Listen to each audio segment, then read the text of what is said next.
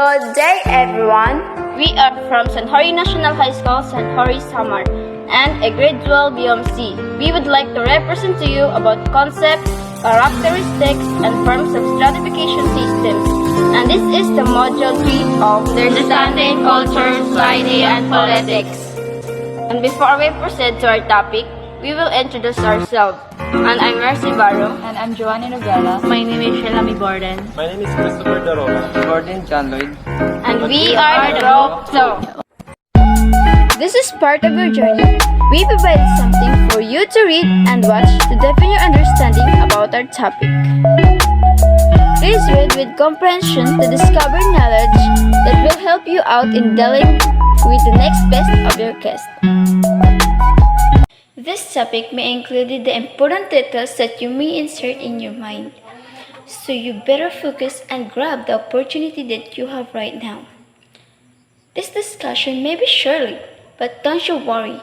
At #03 UCSP or Understanding Culture, Society, and Politics and #CCFSS are concept, characteristics, forms, and stratification systems.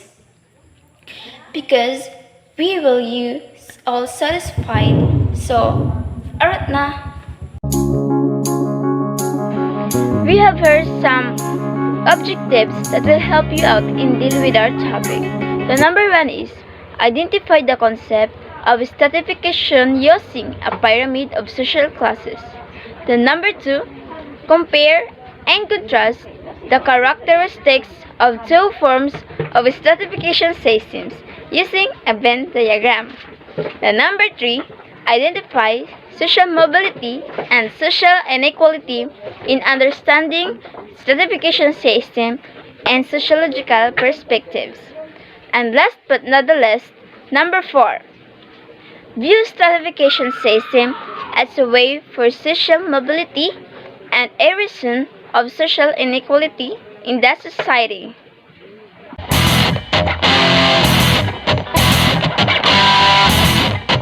Ever wondered why people don't have the same status in life when they are born? Why there are rich people and poor people in the society? So this idea was that if you are born rich on the other hand, what if you were born poor? The society is some kind of utopia where everything is perfect and equal. Yet, whatever social class one belongs to in a society, it is hoped that one may find reasons to still be grateful and live a life that is full of opportunities. The idea of rich and poor may be too familiar to everyone. It can be seen in Pinoy teleseries or Korean dramas that you watch back then, and it can be seen in reality, just like in the society where you are belong.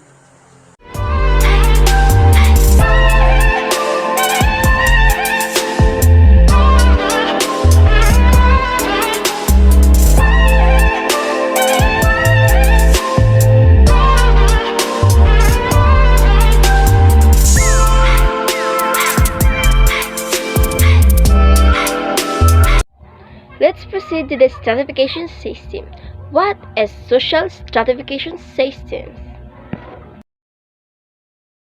Social stratification is defined as the hierarchical arrangement and establishment of social categories that may evolve into social groups together with statuses and their corresponding roles in the society. These are the pyramid of social classes or social stratification. I got my head out the sunroof, I'm blasting our favorite tunes. I only got one thing. We have here the pyramid social classes or social stratification, and it is divided into 3 social classes, and these are the following: upper class, middle class, lower class. At the top of the pyramid is where the upper class. The upper class. This class in the society is described by the sociologists as elite individuals or a group of people that are most prolific and successful in their respective areas. These people may be stockholders and investors in very huge well-known companies from different industries here and abroad. Dividing the upper class and lower class is the middle class. Middle class are mostly professional individuals of group of people, like lawyer, doctor, manager, owner of the small business in the locality, and executive of work in the corporative world. They are able to meet both their needs and wants without even worrying about their finances because of the job and salary they have. They live in spacious houses and situated best suburbs. Their income can afford them a comfortable lifestyle. They value education the most since education to them is the most important measure of a social status. Last but not the least is the lower class. The lowest part of the pyramid of social class is where the lower class is situated. These are the skilled and unskilled artisan, farm employees, underemployed, and indigent families. Because of the given status in life, these people lack revenue or income and educational training or background. Without the proper education, some of them are jobless or have difficulty to find a job in order to make ends meet. They also lack support network that could lift them up. Some students ask that how did stratification started? Remember the lesson about the earliest form of human societies. According to the sociologists and anthropologists, in earliest societies, people shared a common social standing. There was no social class back then. These are the example of stratification during the earliest civilization. As societies evolved and became more complex, it began to elevate some members of the society through land acquisition and social status or social entitlement. In the earliest civilization, there are Kings and priests as the upper class.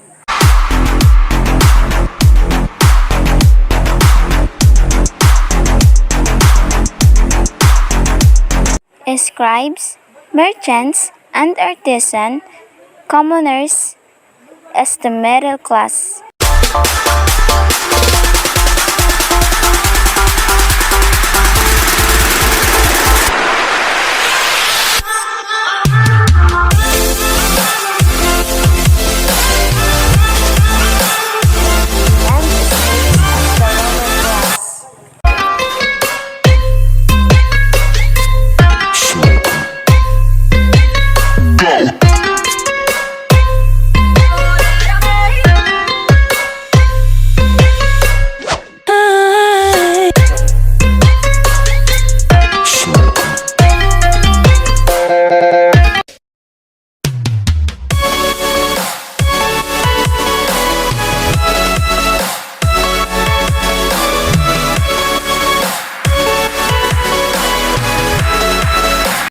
We all down about concept of social stratification, and let's proceed to the characteristic of stratification systems.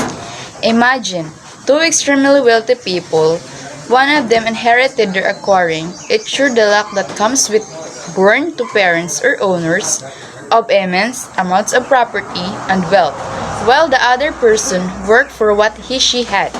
That person started at the bottom and through years of hard work and strategic daily life was able to build a business empire of their own. Now, which one will you say deserves the wealth? Sociologically, the interesting aspect isn't your answer to the question. Is the fact that different societies in different times and places have the different answers because the question of what it means to deserve wealth, success, or power is a matter of social stratification.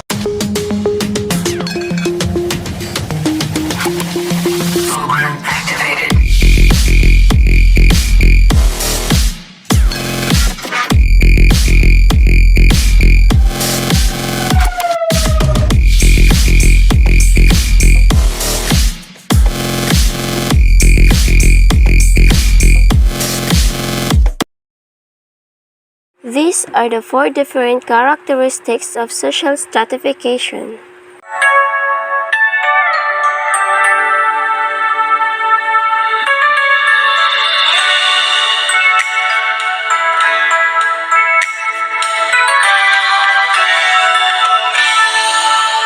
Now let's take a look at the different characteristics of social stratification. We have here the universal but variable. Social stratification is what we are talking about: social inequality and social mobility. Stratification is universal but variable because it shows up in every society in the world, but how exactly it looks like, how it divides and categorizes people, and what the advantages or disadvantages are that come with that division vary from society. Not a matter of individual differences. People are obviously different from each other. So we might assume that stratification is just a kind of natural outcome of differences, but in reality, it is not. We know we can see the effects of social stratification on people regardless of their personal choices or traits. For example, children in wealthy families are more likely to live longer and be healthier, to attend college and to excel in a school as compared to children born into poverty. Moreover, they are more likely to be wealthy themselves while they grow up. The third one is persist across generation. Stratification serves to categorize and rank members of society across generation, resulting in different life chances. Yet, generally, society allows some degree of social mobility or changes in the position within the social hierarchy. People sometimes move upward or downward in social class, which is the basic concept of social mobility. The last but not the least, number 4, social beliefs. As societies, cultural beliefs tell us how to categorize people, and they define inequalities of a stratification system as being normal or even fair. If people don't believe that the system is right, it won't last. Beliefs are what make systems of social stratification work, and it is through these beliefs about social stratification that inform what it means to deserve wealth, success, or power. Face in your face.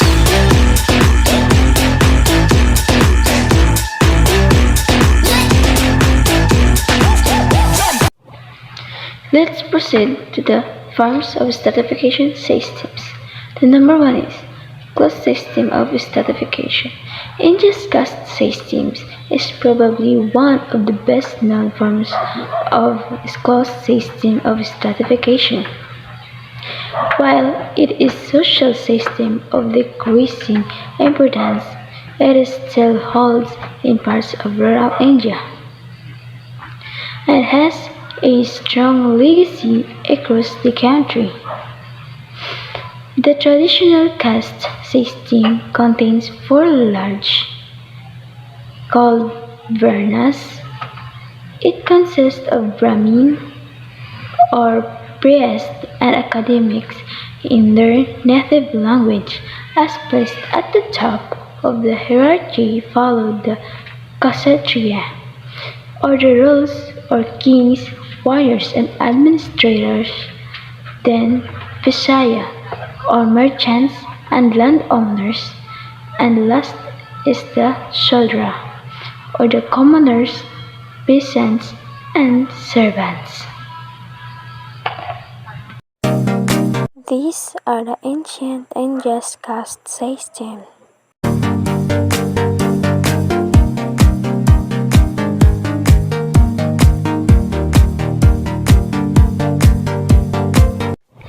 The system required endogamy, marriage within your own caste category. In everyday life, the caste system determined whom one could interact with and how with system of social control contact between lower and higher castes is restricted. This whole system is based on a set of strong cultural and religious beliefs that living within your own category in a moral and spiritual duty. The reason why God are on the top of the pyramid because caste system is governed by religious beliefs of Hinduism. Number 2, open system of stratification. Holy moly, moly, moly.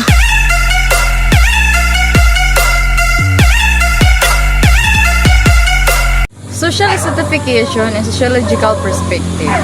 Functionalism, at the beginning, we may think of social stratification as merely only creating social inequality among groups of people in some aspect of social life. It is true, but social inequality brought by social stratification based from wealth, prestige, and power of social groups is indeed functional in the society according to the functionalist theory. Every social class has its purpose or role to play a part in the society.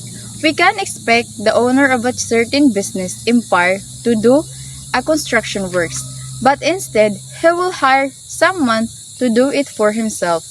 The upper class, although they are getting richer, resources simplify because they have the money. Their role in the society could create job opportunities for their social class below them. In fact, there are jobs not requiring a college degree. In this sense, those who are not able to finish their studies can still be hired. Those with college degree can be employed with a higher paid salary and good position in the company. The second one is conflict theory. This sociological perspective is the opposite of the latter. Karl Marx viewed social stratification as creation of inequality between the rich and the poor, or powerful versus the powerless. Let's say, for example, the bourgeois capitalist owning high-producing businesses or factories and hire people who work for them. They can enjoy the luxury of life because they earn billions of money. However, proletariats are the working class and earn skimpy wages and experiencing isolation to the society. The very essence of life is to enjoy it with loved ones. However, working class do not experience this joy because they are isolated to the labor for long hours each day to earn money at the end of the month. Marx argued that proletariats were oppressed by the money-hungry bourgeois. Symbolic interactionism. Symbolic interactionism views social stratification on a micro level where individuals affect others whom they have interact because of their social status.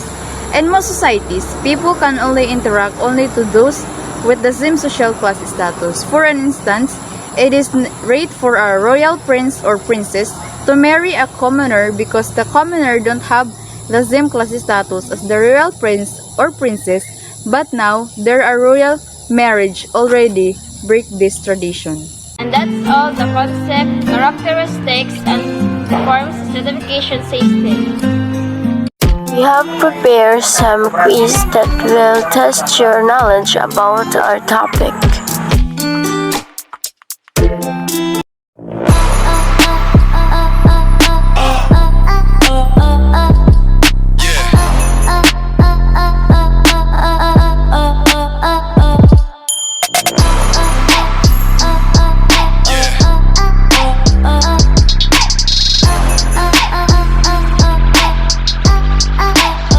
Let's see.